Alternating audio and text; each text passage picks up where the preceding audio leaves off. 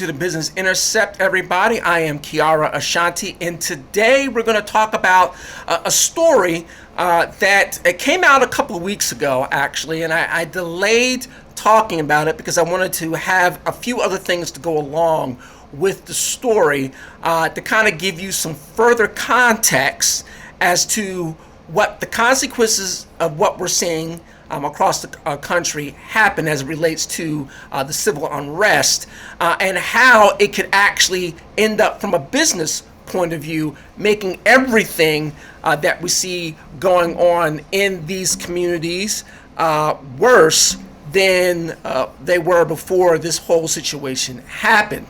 What you have to understand is that there's always a wave effect, if you will. An event happens that some people, for one reason or another, might not think is that big of a deal, but the wave continues to move past that, and it has other effects that make situations in life a lot worse than before whatever a person was upset about. So on the Business Intercept, what I try to do is bring business stories, economic stories, or in this case, a social story on the surface that's connected to business, and kind of explain what it means for the economy as a whole and what it might mean for you specifically, depending on either your financial situation, your business, or where you happen to live. If you find the information compelling, interesting, if you have questions or comments, if you think I'm off basis in something, please make a comment below, subscribe to the channel, and hit the notification bell so that you know when other videos have been released. So what we're going to do is talk about a story that was first reported on Fox, but Fox picked it up from a local station in Illinois.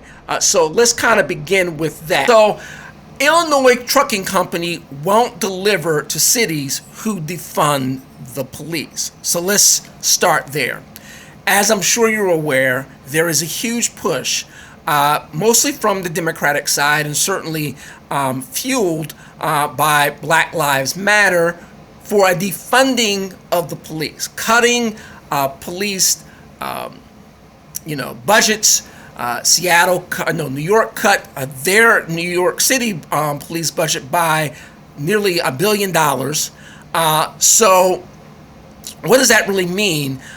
Is it just taking less money, which, even if you're not a Democrat, you might think the cities are spending too much money on certain services anyway? Or does it mean an actual shutting down of the police in certain communities, or shutting down certain aspects of it? Whichever direction you go, there's obviously an effect that's happening afterward. And that effect is crime is up in all of these cities. Crime is up across the country in the wake of these riots and the civil unrest. But in cities like New York, Minneapolis, Seattle, Portland, it's just even getting worse. Okay, not only from the crime from the riots and looting themselves, but we're seeing an uptick in shootings, we're seeing an uptick in assaults, and we're seeing an uptick in burglary, specifically because police are on the defense. They're not willing to go out and police the way they normally would. They're pulled off of regular duty to go and try to deal with these riots in some areas, or in other areas like Portland, where the mayor, and Seattle rather, won't support the police. The police are just pulling back, calling in sick, retiring, or just aren't able to engage looters and rioters the way that they would under normal circumstances. So there's an effect on this.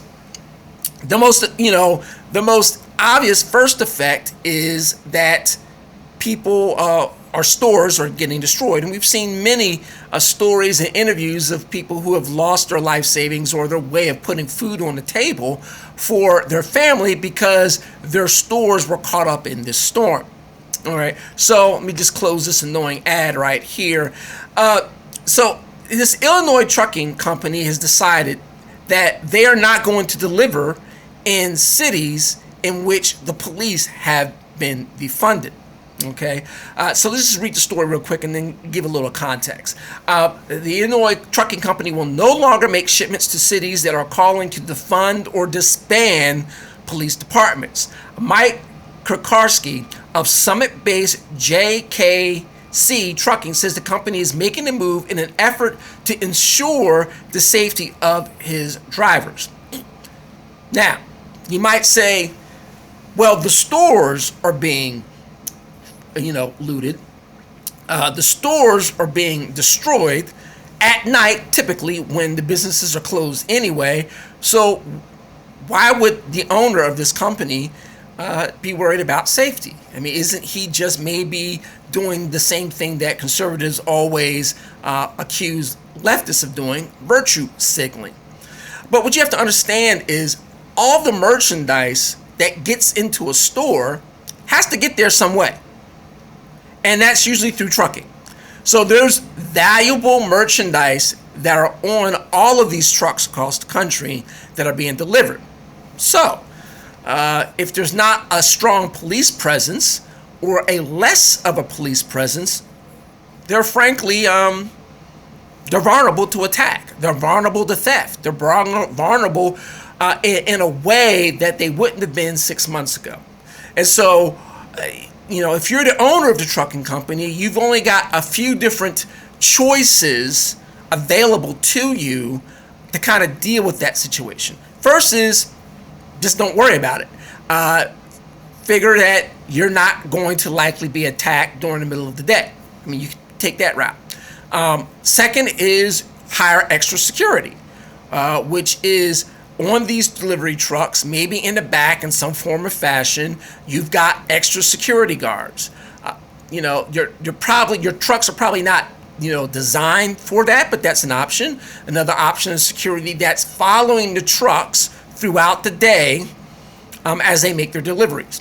The third option, of course, would be to allow your drivers to be armed. Well, that presents a couple of different problems.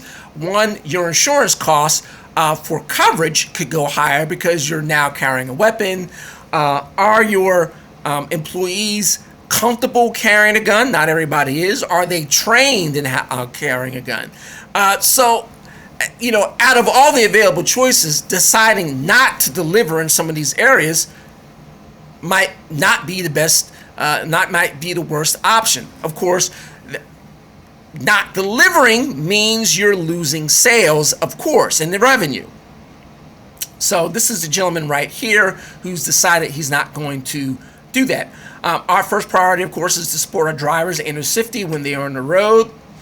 If you're going to be having valuable cargo and there's going to be no police to rely on, who's going to protect our drivers? Defunding the police is a bad idea because you're on the road for weeks or days at a time, driving 11 hours with valuable cargo. Everybody wants to steal this. When you're a truck driver long enough on the road, there's no safe place. Violence is everywhere.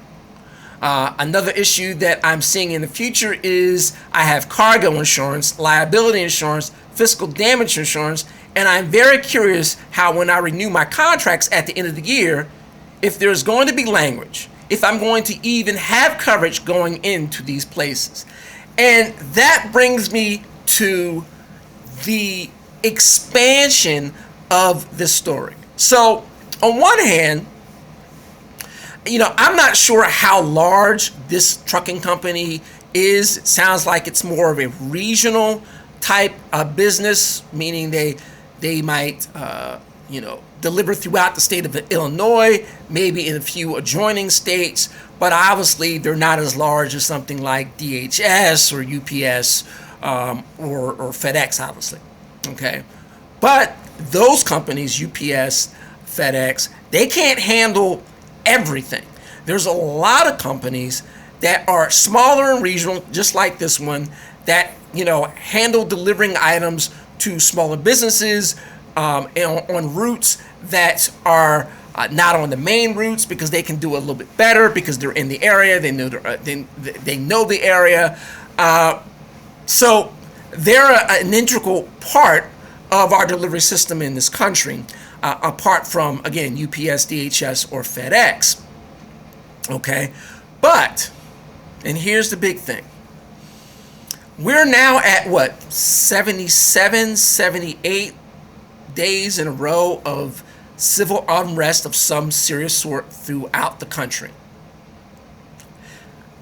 Looting, damage to personal property or business property is risen at a high level. So I'm going to switch over to another story in marketplace.com, marketplace.org. And this was put out in June, okay? And let's take a look at this, all right? Because what you have to ask is, what's the economic impact of all the damage and who's going to pay for it? And this gets into, in a second, I'm going to tie this back into this story regarding the delivery company. On marketplace.com, it says at the beginning here, many American citizens experienced some form of violent upheaval over the weekend in Minnesota Twin Cities. At least 270 businesses were vandalized, looted, or damaged. This was back in June. We've seen much more damage in Minneapolis, and of course Chicago just a week and a half or so ago. There was a huge riot and looting on the Miracle Mile. Thousands of businesses just in that area alone were damaged, looted, and have to remain closed as they try to repair the damage. So, how much is this going to cost people? So, let's take a look at this one company, Anthony's Pipe and Cigar Lounge, which is on Westlake Street in Minneapolis. Tom Harlan runs it. He's been doing business for 35 years. That means he's a successful legacy business. And what I mean by legacy is, when you're in business for 35 years, that means you're obviously profitable, otherwise you wouldn't have lasted that long. He has his own family. He could potentially pass this business on to his son or daughter. Okay? He says they broke all of my cabinets. Everything was shattered. They broke my humiditor, which is the thing that they use to, maintain the cigars. They broke into the office, broke my safe, and blew up one of my security cameras. They even took off the plywood off the barber shop across the street and broke the glass and went in there. It's a barber shop. What in the hell are you gonna? What are you gonna steal out of a barber shop? A pair of $40 clippers? Really? Anyway, so let's take a look at this. This is the type of thing that we're running into. All right, riots endure economically. So what's the damage? Let's go over to here. No, I don't want to go to that one just yet. Okay, let's go to this one. Claims Journal, which is a journal for the insurance business. Okay, they basically say that. Just let me find it here.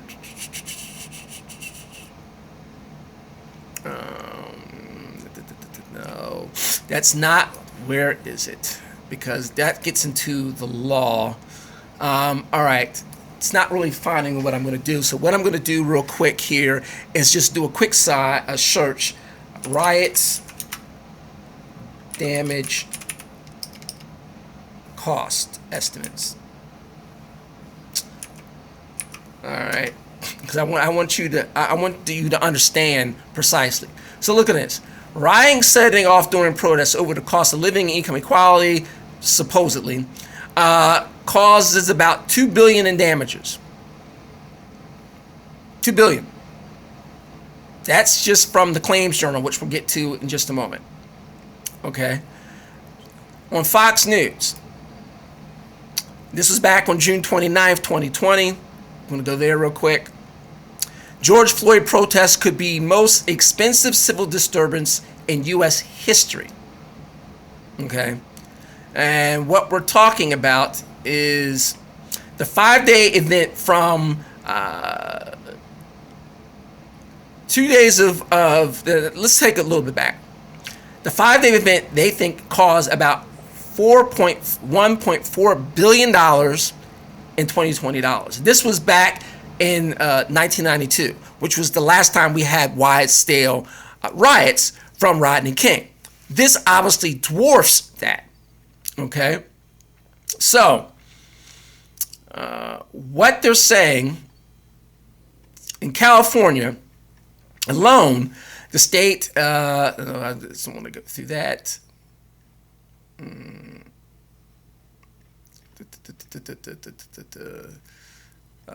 This is silly.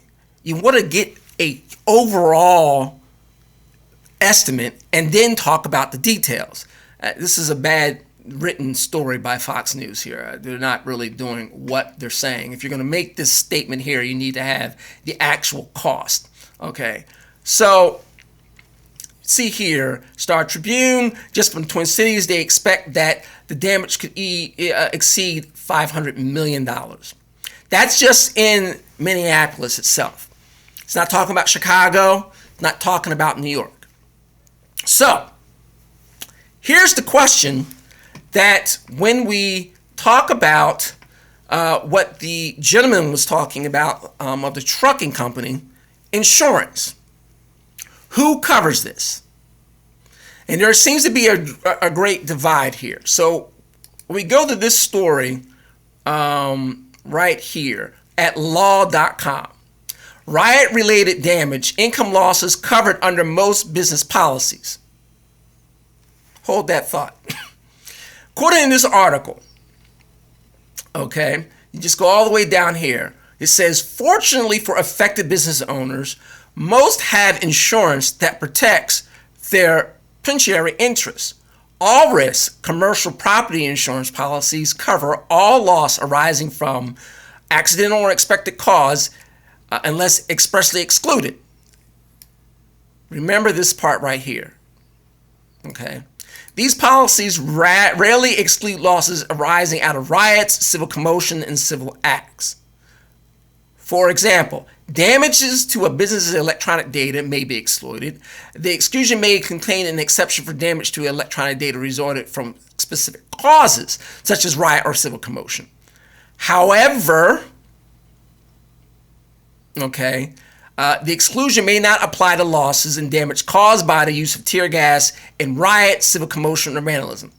Okay, so what they're saying is that your electronic data, mostly your customer records, maybe data of your sales, that might be excluded, but damage from the riots themselves, they're saying, is going to be covered. Now, having spent 25 years in the insurance business, let me tell you right now, unequivocally, the lawyer who wrote this is, I'm not going to say he's totally incorrect, but he's largely incorrect. How can I say that, being that I'm not a lawyer? Well, I'll tell you why. I've been in insurance for 25 years, okay? And the key point is most have insurance that protects all risk commercial property insurance companies. If you get a policy that covers all risk, then you might, as a business owner, have coverage for damage to your store, damage to any goods that are damaged or stolen during the looting. However, not a lot of companies cover all risk. Not everybody gets those types of policies because they're, for obvious reasons, a lot more expensive. And really, who's generally thinking about a riot? Also, exclusions. Very often, insurance companies will put riots or civil disturbance under the same exclusion as they do for an unnatural catastrophe, terrorism, or war. Sometimes you have those exclusions under that, in that same area, because it keeps the cost of your insurance contracts down, and because it's not likely to happen. We worry about terrorism, but generally, thank God, it doesn't really happen. War. Well, we've never had a war on U.S. soil since the Civil War. So, things like that are excluded. Damages from those situations would be catastrophic, obviously, but they don't happen typically at all. Very often, exclusions for riots, civil commotion, will end up being under those same things. So when he says that people and businesses are going to be covered under this, it's only if they have this type of policy. If they don't have that type of policy, then it's highly likely that this is not going to be covered. And I can tell you definitively, a lot of these costs, a lot of these losses to these businesses are in fact not going to be carried. Now, Target, CVS, large institutions and companies like that would have probably some sort of a policy that covers this type of thing. And of course, because they've got quote unquote deep pockets, they can afford that type of coverage. Even if they don't have that type of coverage, they can also, because of their size, afford to absorb a lot of those losses. If you're a barber shop, if you're a cigar shop where your business is local, you can't absorb those losses on your own.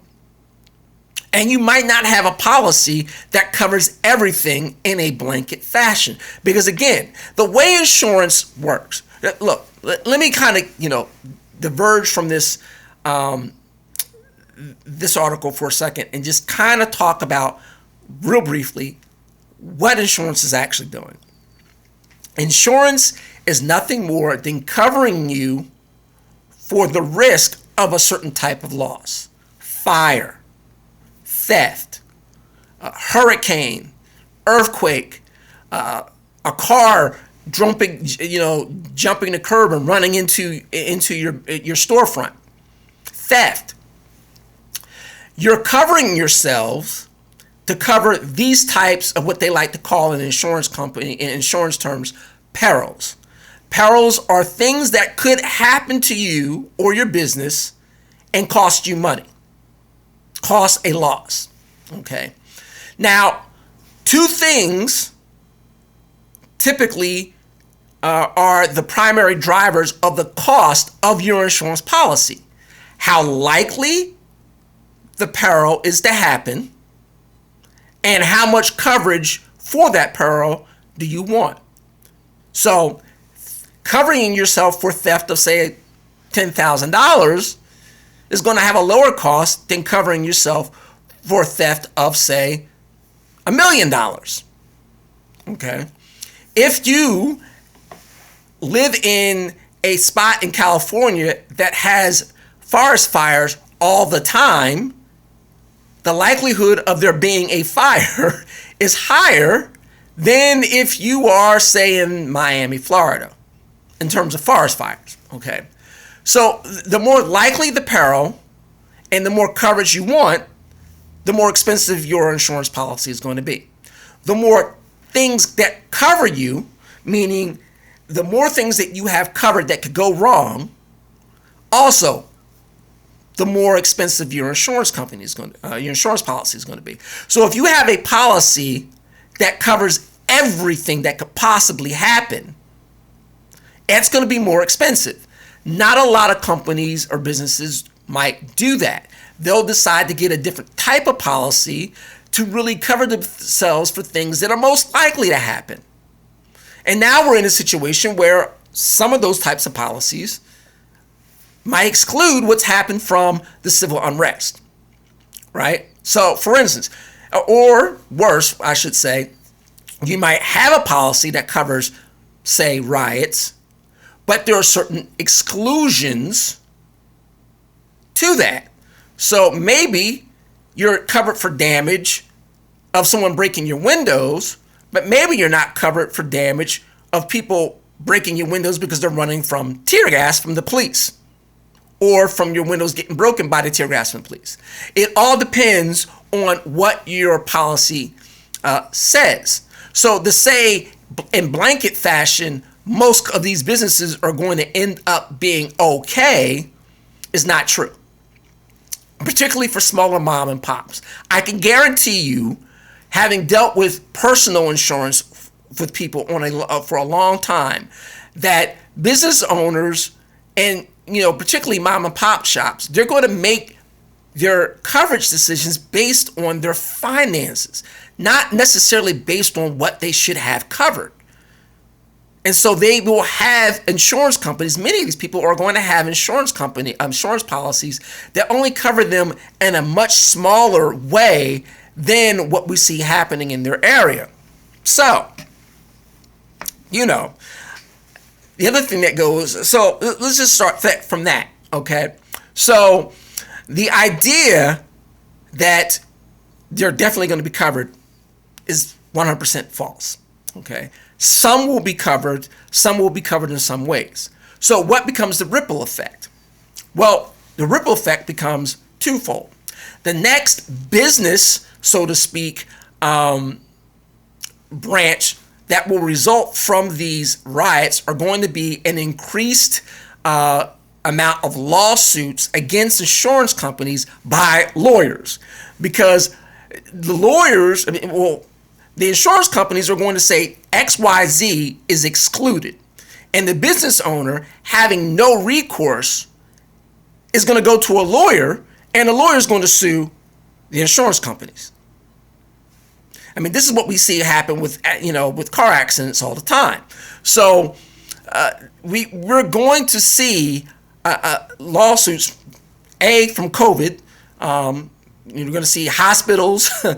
If your mother or father, particularly if your mother or father or sister or brother died because they got sent back to the nursing home instead of staying in the hospital, or weren't covered, weren't allowed to go into the hospital for whatever reason, whatever the ailment, they wouldn't let you into the hospital. They didn't keep you in the hospital because you had a heart attack and they just sent you home. Whatever the case may be, we're going to see a lot of increased lawsuits because of that. On this particular situation, we're going to see increased lawsuits because of this. Also, insurance companies, let's say your insurance company is covering you for all the losses. That's for now. What happens when you go to renew? Let me tell you what happens on the personal side. Homeowners insurance. Very often, if you have a house that burns down completely and your insurance pays out to rebuild your house, and you go to renew your insurance, one or two things usually happens. A, most likely they don't renew the policy. The insurance company decides that they're not going to insure you any longer. Particularly if the fire was caused by like a wildfire that not only took your house out, but the surrounding area. They'll just decide not to cover that whole area. In Colorado, there are certain spots for instance, Liberty Mutual insurance won't cover homes at all. Period. No. If you have a policy, you're good, but they're not going to renew. And if you're trying to get a policy with them, they won't, because they've just decided they're not going to be in that marketplace anymore because the risk is too high. If they decide that they are going to cover you, then what happens is the following. Your rates skyrocket. And if you've ever been in a car accident, you know this. You get in a car accident, what's the first thing that happens? Your auto insurance goes up. That same concept applies on the business side as well. These companies and these businesses are going to have losses. If they have any sort of coverage at all, when they go to renew, the insurance company might jack their rates up to a point where the owner can't afford them. Or the insurance company might evaluate these inner cities that have had these riots and have continuing ongoing unrest and decide that they're not going to provide coverage in that area. And so now, if you're a business owner, on top of trying to get your business back open, you also have to try to get some sort of insurance coverage. Your current policy is not going to be renewed. There are other companies that might decide not to cover that area, which means you have to go to another insurance company willing to cover that area, and the insurance company is willing to do so for, ding, ding, ding, ding, a higher price. Okay, so let's go over here to claimjournal.com. Insured riots reach catastrophic levels, may rival record. Okay, so again, the kind of baseline that they're comparing this to was the riots back in '92 from Rodney King. The riots in 1992 caused $775 million in damages, or $1.42 billion in today's dollars. Those riots, however, were largely confined to one metropolitan area. Destruction and looting that erupted after Floyd's death was reported in at least 25 cities and spread into the suburbs as well. The extent of damage was unknown as of late Monday, when this was back on June 2nd. Okay, so we're quite a few months, weeks removed from when this story came out. Okay. However, what they're saying is just, let me go back here. So, by comparison to what, let me just read this whole chapter. Civil disturbances generally cause modest losses when compared to natural disasters, which is true. Data from the Insurance Information Institute shows rioting in Los Angeles in 1965. The second costliest disorder was $357 million or so. Measured in 2020 dollars. Together, riots in Baltimore, Chicago, and New York in 1968 cost $231 million. By comparison, Hurricane Harvey in 2017 caused an estimated $20 billion in damages. All right, that makes sense. However, the riots that were sparked by Floyd's death may be the first civil disorder tracked by PCS that includes more than one state and might start to reach natural disaster areas. Now think about it. 1.4 billion in today's dollars just from Chicago, just from LA. This was back in June, when the Miracle Mile looting hadn't happened yet. What's happened in New York hadn't happened yet. So between just June to now, there's been a huge increase in the amount of damages. Okay, so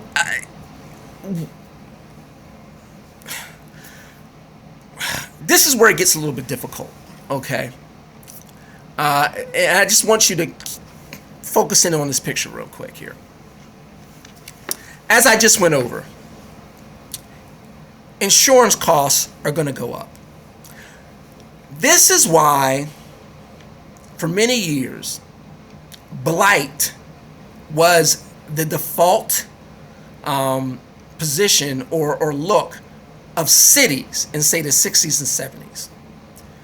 Cities, especially inner cities, only thrive when you have industry and economy and jobs there, because it generates tax revenue and it generates higher property values because people are buying homes, maintaining those homes, fixing up those homes, building new homes in those areas, because you have a robust economy. However, when the economy in those areas get depressed, meaning a factory leaves, a large employer leaves, or a large portion of small businesses and mid-sized businesses leave, then there are no other jobs. Less tax revenue. Less revenue to maintain streets, cities, all the governmental services. And so what ends up happening is these areas get worse and worse in terms of not only their look, you have less population there, less tax revenue, and it becomes a downward spiral. There are businesses that are going to close forever because of what's happening, that are just going to give up and never open up at all in that spot, or the owners might leave and go to another state.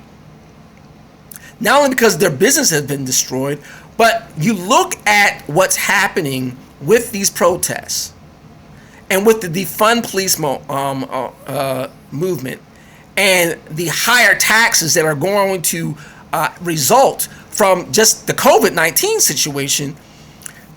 People are leaving states like California, for instance, in droves. We've seen the stories. Well, the effect of that isn't just an overall loss of tax revenue for the state, but when you have businesses that leave, those are jobs that have left.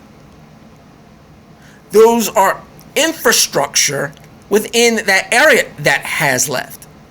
And when new people decide to come in and say, well, forget about them, now I can get this prime, business real estate at a lower cost, which would normally be true, you have these other costs of higher insurance if you can get it. Or you think about all of the CVSs that have been devastated. CVS has pulled out of 61 cities. Those are jobs. Jobs for a lot of people who haven't been to college because they're low-skilled labor jobs. Retail. You don't need a college degree, to work at CVS. So if you haven't been to college, that's a good job for you to get. What about the people who need to get their prescriptions from that local CVS? Or worse, what about the people who are getting those prescriptions from the local mom and pop pharmacy that is now closed? You see, this type of situation has an outward, downward, rippling effect that goes beyond people just not being safe because you have less police presence. There is going to be a huge economic price to pay in these cities. Guaranteed. And if you happen to be a business owner in this type of situation, I don't have to explain this to you. You already know. If you're watching this video and you live in these cities or cities like this is what's coming. This is what's coming for you in the area that you live in, because insurance companies are not going to cover high-risk areas, and business owners are not going to open up businesses if they don't feel safe for themselves and their employees, or they don't feel safe that their company, their storefronts aren't going to be destroyed yet again. This is why at the beginning of this story, this trucking company that has decided that they're going to leave is not an outlier. He's a canary in the cave mine, essentially. You're going to have to figure this out.